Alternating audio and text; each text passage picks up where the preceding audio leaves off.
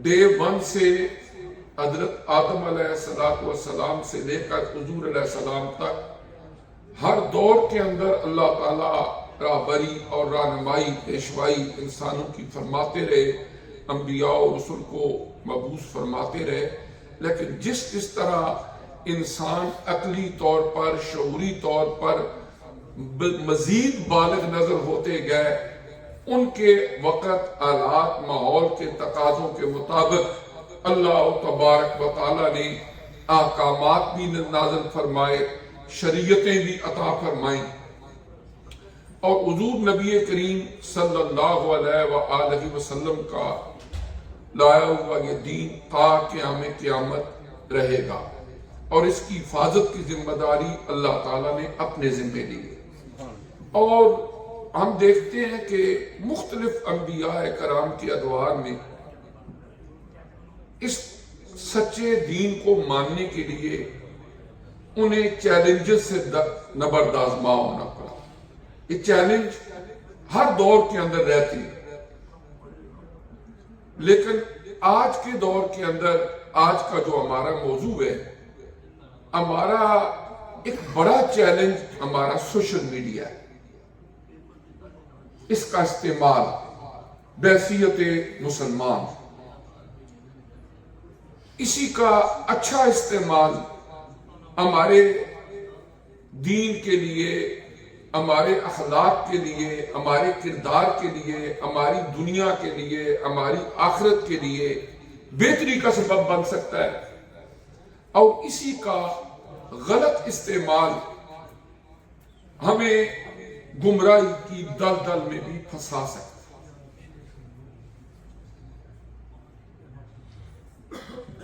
حضور نبی کریم صلی اللہ علیہ وسلم کا جب زمانہ تھا، اس زمانے کے اندر جو میڈیا تھا، جو ذرائع ابلاغ تھے، آپ نے انہیں استعمال کیا۔ مثلا اس کی دو مثالیں آپ دیکھیں۔ مکہ مکرمہ میں جب کوئی بڑا واقعہ ہوتا، بڑی اناؤنسمنٹ ہوتی، لوگوں تک کوئی میسج پہنچانا ہوتا، تو ان کا طریقہ کار اہل مکہ کا یہ ہوتا تھا کہ مکہ مکرمہ کے اندر ایک ماؤنٹین تھی، پہاڑی تھی، جس کا نام تھا صفا۔ حج عمرہ کے دوران جہاں سے ہم اپنی سعی کا آغاز کرتے ہیں، اب اس کو کاٹ دیا گیا، اس کی نشانی باقی ہے، پہلے یہاں پر ایک پہاڑی تھی۔ تمام اہل مکہ کو کہا جاتا کہ اس صفا کی پہاڑی کے قریب اکٹھے ہو جاؤ، اکٹھے ہو جاتے۔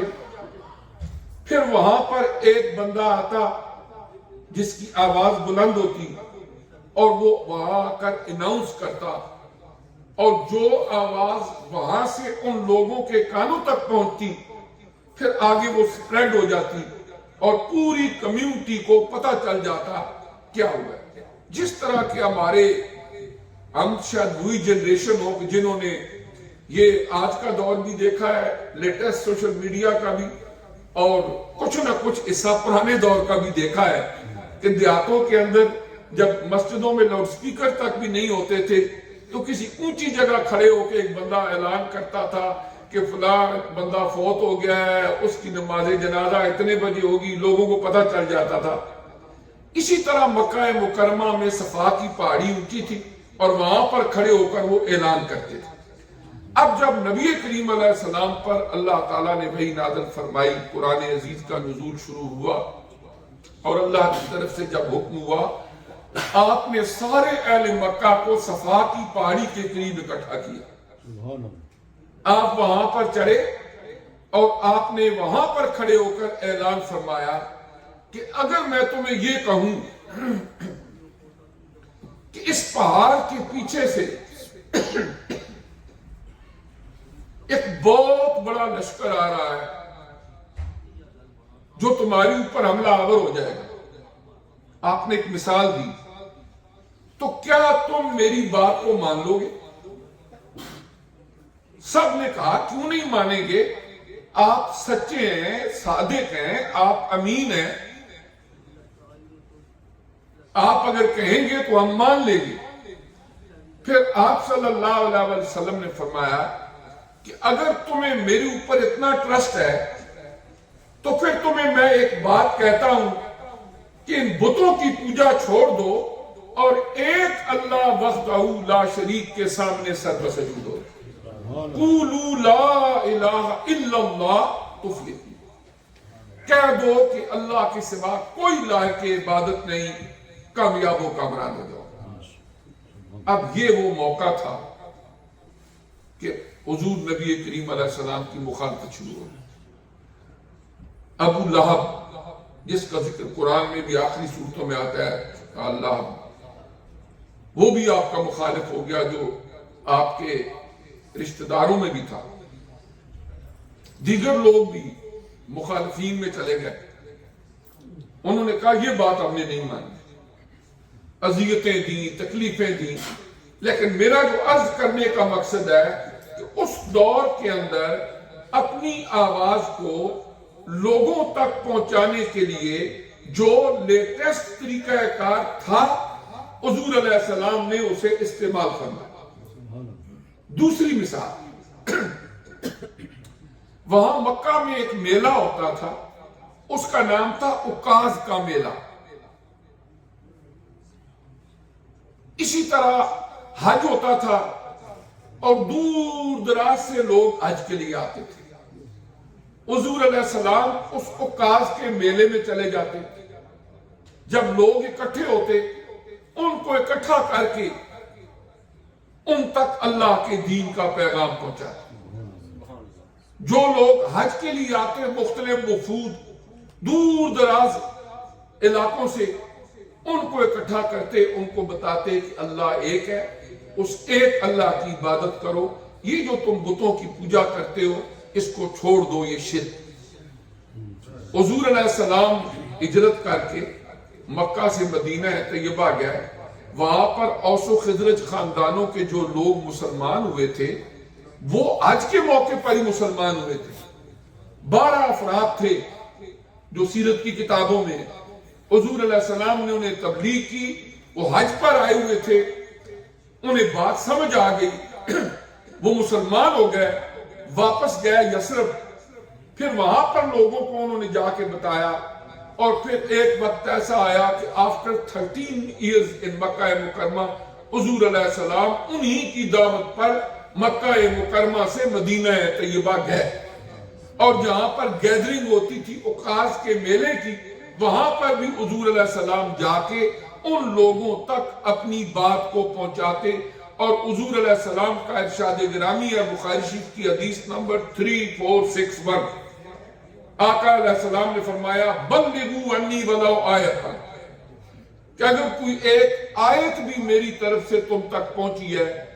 تو تم کوشش کرو کہ آگے لوگوں تک پہنچاؤ۔ اس کو کیا کہتے ہیں؟ تبلیغ، اور اسی سے ہے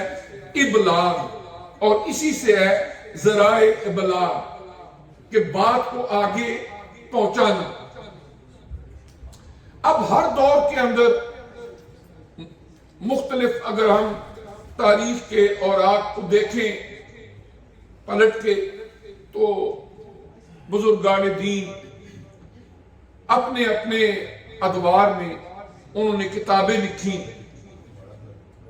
آج کی طرح ریکارڈنگ کا انتظام نہیں تھا، پرنٹر اور پرنٹنگ پریس تک نہیں تھے، لیکن بندہ حیران ہو جاتا ہے کہ بیٹھ کے قلم کے ساتھ، سیاہی کے ساتھ کتابیں لکھی جاتی تھی، لیکن ایک ایک بندے نے درجنوں ولیومز کے اندر قرآن کی تفاسیر، حدیث کی تشریحات، فقہ کی تصریحات، ان پر اتنی بڑی بڑی کتابیں لکھ دی کہ یہ اس طرح آگے پھر لوگوں تک پیغام پہنچے۔ تو آج کا جو دور جس سے ہم گزر رہے ہیں، یہ بہت زیادہ ایفیکٹ ہماری زندگیوں پر جو چیز کر رہی ہے وہ ہے ہمارا سوشل میڈیا۔ اب اس کے فائدے بھی بہت ہیں، نقصان بھی بے شمار ہے۔ ہمارے وہ ادوار جب یہ سوشل میڈیا نہیں ہوتا تھا، جب بندے کو پتا ہو نا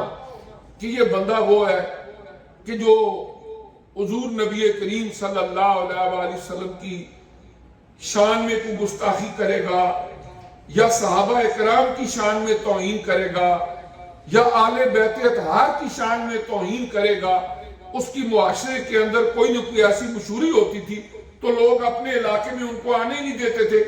ابھی بھی یہ ہوتا ہے کہ جب محرم کا مہینہ آتا ہے تو مختلف مکاتب فکر کے مختلف لوگوں کے اوپر پابندیاں لگ جاتی ہیں، اتنے ضلعوں کے اندر فلاں بندہ نہیں جا سکتا کہ وہ صحابہ کی توہین کرتا ہے، اتنے ضلعوں کے اندر فلاں بندہ نہیں جا سکتا وہ آل بیت کی توہین کرتا ہے۔ وہ تو ہے، لیکن سوشل میڈیا کے ذریعے بغیر کسی رکاوٹ کے وہ ساری چیزیں آج ہمارے پاس آ جاتی ہیں۔ اب اگر ہم بے ترتیب دیکھیں کہ ایک چیز جو اچھی ہے، ریلائبل سورس سے ہمارے پاس آئی ہے، اگر ہم کسی کو سینڈ کرتے ہیں، بھیجتے ہیں، ہو سکتا ہے کئی لوگوں کو علم میں اضافہ ہو۔ عمل تبھی آدمی کر سکتا ہے جب علم ہو، اور کوئی نہ کوئی بندہ اسے پڑھ کے، اسے سن کے وہ اس کے مطابق عمل کرے۔ لیکن ہر سنی سنائی بات کو آگے بھیج دینا، حضور علیہ السلام کا ارشاد گرامی ہے کہ جھوٹ ہونے کے لیے یہی کافی ہے۔ بہت سارے وہ اسلام دشمن قوتیں جو مسلمانوں کے درمیان مزید تفریق کی خلیج کو بڑا کرنا چاہتی ہیں، انہیں آپس میں لڑانا چاہتی ہیں، اور انہیں کی پوائنٹس پتہ ہیں کہ اس طریقے سے یہ چیزیں اگر عام کر دی جائیں گی تو آٹومیٹیکلی اگر کسی ایک کی توہین ہو رہی ہے، صحابہ اکرام کی کوئی توہین کر رہا ہے، تو آٹومیٹک بندہ سمجھ جائے گا یہ فلاں نے کی ہوگی، اہل بیت کی کوئی توہین کر رہا ہے تو سمجھ آ جائے گی فلاں نے کی ہوگی۔ لیکن آج کے جو فتنے ہیں سوشل میڈیا کے، پہلا فتنہ اس کا یہ ہے کہ اسلام کی بنیاد تقوی پر ہے، پرہیزگاری پر ہے۔ ہم کوئی بھی عمل نیکی کا کریں، قرآن بار بار کہتا ہے اس کے اندر للہیت ہو، خشیت ہو، خدا خوفی ہو، اللہ کی رضا کے لیے عمل کیا جائے۔ لیکن سوشل میڈیا کی ایک خرابی یہ ہے کہ للہیت کی بجائے جو کام اللہ کی رضا کے لیے کیا جانا تھا وہ لوگوں کی خوشنودی کے لیے نیت اور ارادے سے کیا جاتا ہے، کہ لوگ خوش ہوں، لوگ لائک کریں، لوگ کمنٹ کریں، لوگ کہیں یہ چیز اچھی ہے۔ اب جس وقت لوگوں کے لیے نیت ارادے سے ہم کریں گے اور تقوی اور پرہیزگاری جو ہمارے دین کی ایک روح ہے، ایسنس ہے، وہ ختم ہو جائے گی، تو یہ اس سوشل میڈیا کی خرابیوں میں سے پہلی خرابی ہے کہ جس نے وہ ریاکاری، وہ نمود و نمائش جس کو اسلام نے کنڈم کیا اور تقوی، پرہیزگاری اور للہیت اس کو پروموٹ کیا، اس للہیت کی یہ دشمن ہے۔ میں چھوٹی سی ایک مثال دیتا ہوں۔ فقہ کا ایک مسئلہ ہے، مفید بھی ہے۔ اگر کسی بندے کی عشاء کی نماز رہ جائے،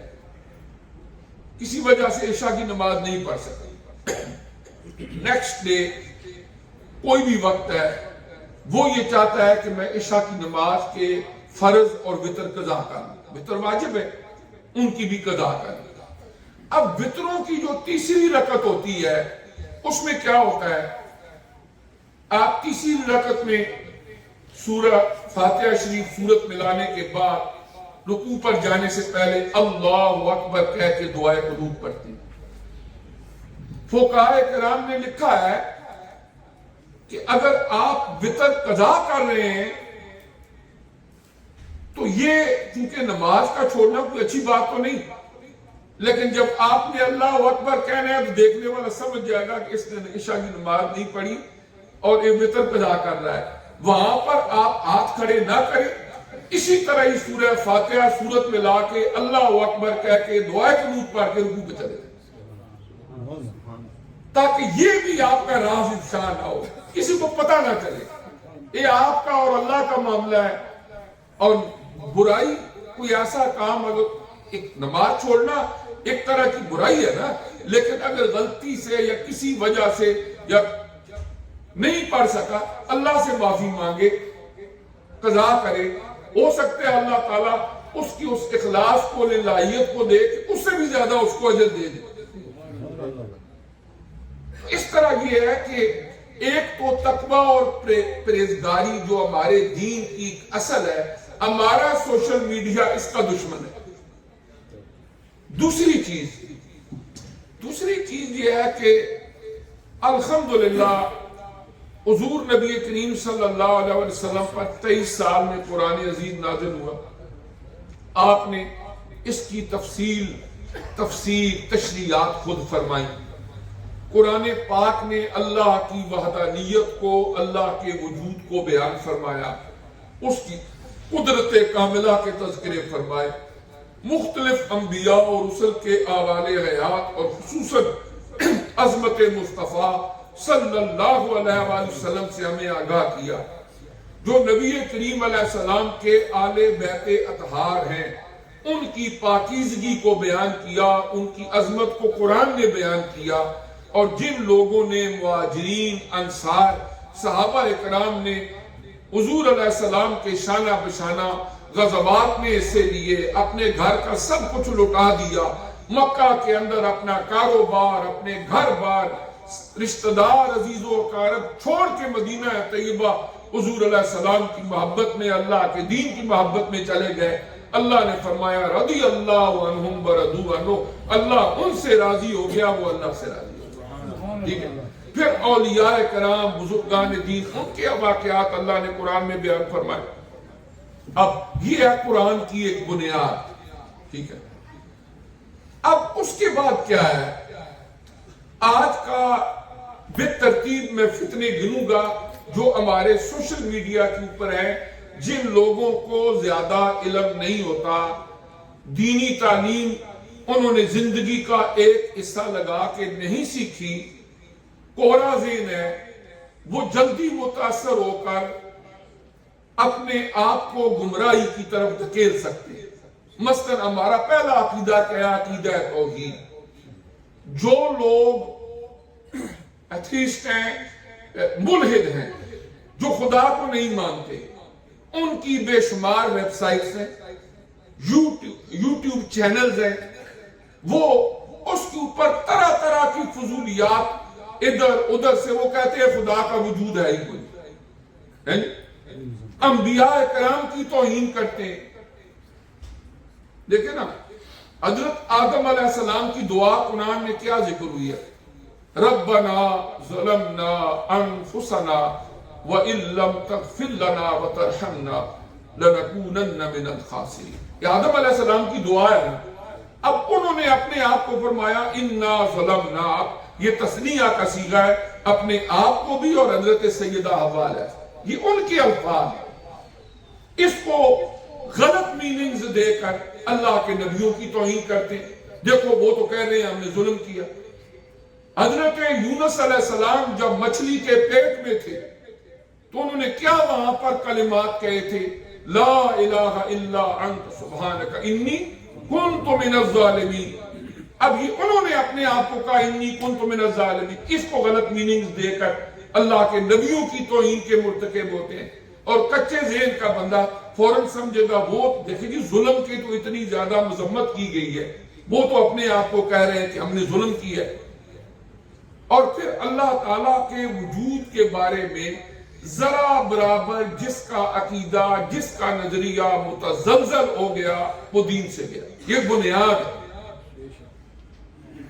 اس کے بعد انبیاء کرام کی توہین، خصوصاً نبی کریم علیہ السلام کی ذات کے بارے میں طرح طرح کی ایسی تاریخی روایات جن کو علماء نے تحقیق کی، رد کیا، موضوع روایات قرار دیا، لیکن وہ حوالے دے کے ایسی ایسی باتیں کرتی ہیں کہ بندہ حضور علیہ السلام کی ذات کے حوالے سے متزلزل ہو گیا، ذرا سا توہین کا پہلو ذہن میں آ گیا تو قرآن کیا فرماتا ہے سورہ الحجرات میں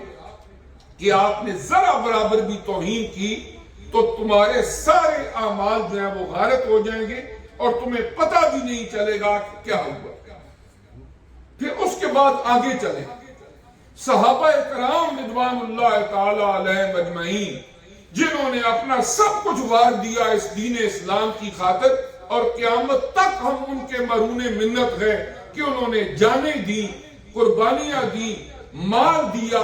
حضور علیہ السلام کے شانہ بشانہ کھڑے رہے آخری دم تک۔ ان کی توہین تاریخ کے حوالوں سے آگے میں چل کے آپ کو بتاتا ہوں کہ تاریخ کا بھی کیا مسئلہ ہے۔ اسی طرح آل بیت اطہار جن کی رگوں میں آقا علیہ السلام کا خون دوڑ رہا ہے، جن کی عظمتوں کو، پاکیزگی کی، طہارت کو قرآن بیان کرتا ہے، اور حضور علیہ السلام نے بے شمار ان کے فضائل بیان فرمائے۔ حدیث کی کتابوں میں فضائل صحابہ اور فضائل آل بیت کے چیپٹرز ہیں، وہ بیان نہیں کریں گے، اور ٹوٹی بجی کہیں سے کوئی روایت پکڑ کے لوگوں کو گمراہ کرنے کے لیے وہ تو ایسے تھے، وہ تو ایسے تھے۔ مختلف جو مسلمانوں کے درمیان انہیں گمراہ کرنے کے لیے پلانٹڈ لوگ ہیں، وہ ایسے یوٹیوب چینلز بنا کر وہ مسلمانوں کے دلوں کو، دماغوں کو ایسا خراب کر رہے ہیں کہ یہ کچھ اور رہے نہ رہے، اسلام چھوڑے یا نہ چھوڑے، مسلمان نہ رہے۔ عقیدہ ایک بنیاد ہے نا، جب وہی متزلزل ہو جائے گا، اسی کی بنیادیں ہل جائیں گی تو اوپر جو عمارت بننی ہے اعمال کی، بندے کا جب عقیدہ ہی کمزور ہو جائے گا وہ عبادت کیا کرے گا؟ جب وہ دین اسلام کو ہی خدا نہ خواستہ مشکوک سمجھے گا کہ سچا دین ہے کہ نہیں ہے، اسے کیا مصیبت پڑی ہے 5 وقت کی نماز پڑھے، صبح بستر چھوڑے اور اٹھے جی میں فجر کی نماز پڑھنی، وہ وہی اٹھ کے ادا کرے گا، وہی مسجد میں آئے گا، وہی نماز کی ادائیگی کرے گا جس کو پتا ہوگا کہ سچا دین ہے اور اس کو میں ماننے والا۔ تو اس طرح یہ ہے کہ جہاں تک مسئلہ ہے ہسٹری کا، آج کا جو دور جا رہا ہے، آپ دیکھیں آج کل ویڈیوز کا دور ہے، آئیڈیوز کا دور ہے، فرانزک کا دور ہے، ایک آئیڈیو کو، ویڈیو کا فرانزک کر سکتے ہیں، سارا کچھ کر سکتے ہیں، لیکن اس کے باوجود کیا جھوٹ نہیں؟ جتنی خبریں آپ کے اخباروں میں، ٹی وی پہ جب اس میں جھوٹ نہیں، کتنے پرسنٹ سچ ہے، کتنے پرسنٹ جھوٹ ہے؟ تو جس دور کے اندر یہ تھا ہی نہیں، اس دور کے اندر کیا کیا جھوٹ کی آمیزش نہیں ہو سکتی۔ تو اس طرح یہ ہے کہ ہمارے پاس الحمدللہ ثم الحمدللہ قرآن پاک کی صورت میں، حضور علیہ السلام کی صحیح احادیث کی صورت میں اسلام کا ایک ماخذ موجود ہے، اور اس پر اجماع امت رہا ہے ہمیشہ سے۔ اس کے بعد اصول یہ ہے کہ کوئی بات اللہ کے قرآن سے ٹکراتی ہے، کوئی مورخ لکھنے والا اس کو اٹھا کے دیوار پہ پھینک، لیکن کچے ذہن کے جو لوگ ہیں وہ اس سے متاثر ہوتے ہیں اور طرح طرح کے یوٹیوب چینلز وہ دیکھنا شروع کر، اب انہیں معلومات تو نہیں، اس بندے نے کہہ دیا جی کہ فلاں کتاب میں لکھا ہوا ہے، اب وہ یہ نہیں بتائے گا کہ اس کتاب کے اندر ایک پورا چیپٹر ان کے فضائل میں موجود ہے، وہ نہیں بتائے گا، وہ اپنی طرف سے تشریح کرے گا۔ جس طرح میں نے آپ کو مثال دی کہ آدم علیہ السلام نے اگر کہا ربنا ظلمنا انفسنا، تو کیا آپ کا اور میرا حق بنتا ہے کہ ہم کھڑے ہو جائیں، ہم کہیں انہوں نے اپنے آپ کو خود ظالم کہا ہے، ان کے بارے میں ہم خدا نہ خواستہ توہین آمیز لہجہ شروع کر دیں؟ یا حضرت یونس علیہ السلام لا الہ الا انت سبحانک انی کنت من الظالمین، اس کی غلط تشریحات کر کے ان کے اوپر کوئی الزام تراشی شروع کر کے اللہ کے نبی کی توہین کر کے خود ایمان سے فارغ ہو جائے؟ نہیں۔ اس لیے میری گزارش یہ ہے کہ ایک سوشل میڈیا ہر بندہ استعمال کرتا ہے، اس کے بغیر بھی گزارا نہیں ہے، لیکن محتاط ہونا چاہیے۔ ہر وہ چینل کوئی بھی ہو، وہ آپ کا انسٹاگرام ہے، وہ آپ کا یوٹیوب ہے، فیس بک ہے، یا کوئی ٹویٹر ہے، کوئی ہے، جس جگہ آپ دیکھیں کہ وہ ایک نفرت پھیلا رہے ہیں، الہادی فکر کے ہیں،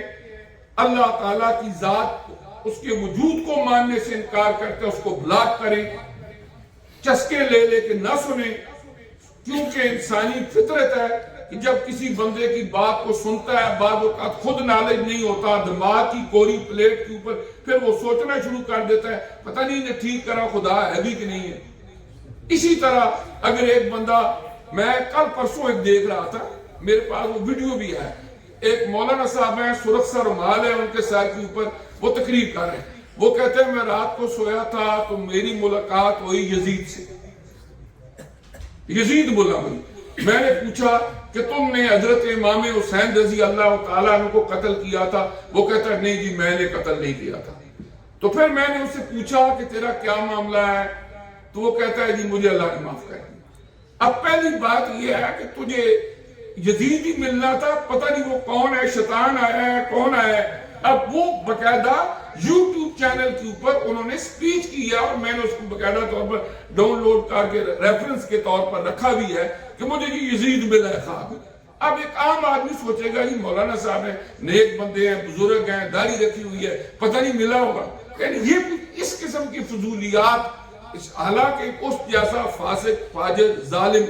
ایسا انسان جس نے اہل بیت اطہار پر وہ ظلم کیے کہ تاریخ میں نہیں ملتا، اس کی اس طرح کی تعریفیں کرنا، بے شمار آپ کو چینلز ملیں گے جن کے اوپر اس کی تعریفیں ہو رہی ہیں۔ اگلے دن میرے پاس ایک دوست یہاں بیٹھے ہوئے تھے، میں نے گوگل کھولا، میں ان کو بتا رہا تھا کہ دیکھیں نقل کفر نہ باشد، جو نقل کفر کی ہوتی ہے نا وہ کفر نہیں ہوتا۔ میں نے لکھا یزید رضی اللہ عنہ کے فضائل، اتنی ویب سائٹ آ گئی، اتنے زیادہ آ گئے، فضائل ہی فضائل لکھوں گے، یعنی ایسے ایسے فضولیات اور بکواسات اس سوشل میڈیا کے اوپر موجود ہیں کہ جو ہمارا ایمان برباد کرنے کے لیے تیار بیٹھے ہیں۔ لہذا اس کو استعمال کرو، کوئی چیز آگے سینڈ کرنی ہو، فارورڈ کرنی ہو، کسی صاحب علم سے پوچھ لو یا ریلائبل سورس سے آپ تک پہنچے،